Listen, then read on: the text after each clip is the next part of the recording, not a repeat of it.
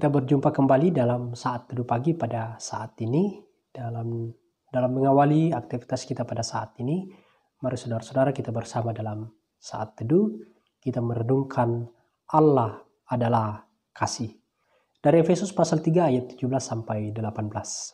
Sebelum kita membaca dan merenungkan firman ini, mari saudara-saudara kita satu dalam doa, kita berdoa.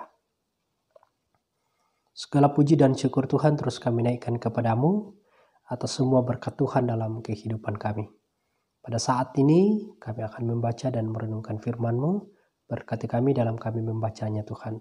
Dalam Kristus Yesus kami berdoa. Amin. Efesus pasal 3 ayat yang ke-17 sampai 18 firman Tuhan berbunyi, sehingga oleh imanmu Kristus diam di dalam hatimu dan kamu berakar serta berdasar di dalam kasih. Aku berdoa supaya kamu bersama-sama dengan segala orang kudus dapat memahami betapa lebarnya dan panjangnya dan tingginya dan dalamnya kasih Kristus. Saudara-saudara yang kekasih dalam Tuhan, Allah adalah sumber kasih. Sehingga Ia sungguh-sungguh peduli dan mengasihi kita tanpa syarat. Allah adalah sumber kasih. Kasih-Nya bersumber dari sebuah kebaikan-Nya. Kasih-Nya merupakan bagian daripada semua sifat-Nya. Saudara-saudara, kadangkala kita sebagai manusia kemudian melanggar daripada standar, melanggar daripada kejujuran, kebenaran dan moralitas untuk menyenangkan sesama kita. Tetapi Allah tidak pernah kompromi dengan integritasnya. Kasih-Nya tidak menekan atau menghilangkan sifat-sifat yang lain. Kasih Allah itu tanpa syarat, karena Dia adalah Tuhan dan kita ini adalah ciptaan. Kasih Allah itu tidak pernah berkesudahan. Pemazmur mengatakan dalam Mazmur 100 ayat yang kelima, sebab Tuhan itu baik, kasih setianya untuk selama-lamanya dan kesetiaannya tetap turun-temurun. Kasih Allah tidak pernah berakhir karena kecewa atau hatinya berubah. Ia mendefinisikan kasih. Ia adalah sumber kasih dan Ia mendemonstrasikan kasih yang sejati. Yohanes menjelaskan bahwa inilah kasih itu. Bukan kita yang telah mengasihi Allah, tetapi Allah yang telah mengasihi kita dan yang telah mengutus anaknya sebagai pendamai bagi dosa-dosa kita. Yesus menyerahkan nyawanya untuk kita. Tidak ada pengorbanan yang lebih besar daripada kasih itu.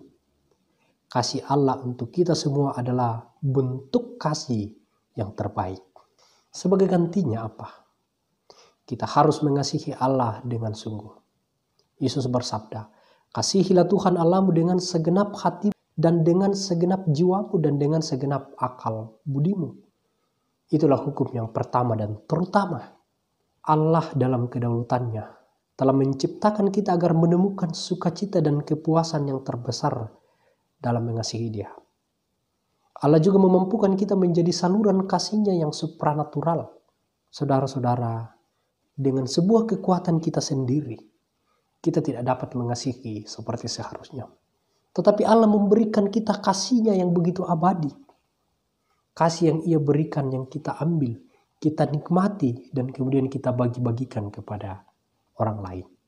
Saudara-saudaraku, ketika orang percaya mulai mengasihi Allah, mengasihi sesama seperti diri mereka sendiri, dan mengasihi musuh-musuh mereka, kehidupan bermasyarakat akan kemudian pasti akan semakin lebih baik. Dunia saat ini, sama seperti pada abad pertama, akan bersukacita ketika melihat dan merasakan kekuatan kasih Tuhan yang mengubahkan. Kalau kita lihat Roma pasal 8 ayat 39, atau kuasa-kuasa baik yang di atas maupun yang di bawah, ataupun suatu makhluk lain, tidak akan dapat memisahkan kita dari kasih Allah yang dalam Kristus Yesus, Tuhan kita. Teruslah nampakkan kasih itu dalam kehidupan kita, karena kita telah dikaruniakan kasih dari Kristus sendiri. Terpujilah Tuhan. Amin. Mari kita bersyukur dalam doa, kita berdoa. Terima kasih Tuhan untuk firman ini. Kami boleh diajarkan bagaimana kasih yang besar dari Tuhan boleh kami nikmati dalam kehidupan kami. Ajar kami Tuhan untuk kemudian menunjukkan juga kasih kepada sesama kami. Berkati kami hari ini Tuhan dalam kami melakukan berbagai tugas-tugas kami. Ini doa kami Tuhan, dalam Kristus Yesus kami berdoa. Amin. Demikian saat teduh pagi kita saudara-saudara, selamat beraktivitas untuk kita semua. Amin.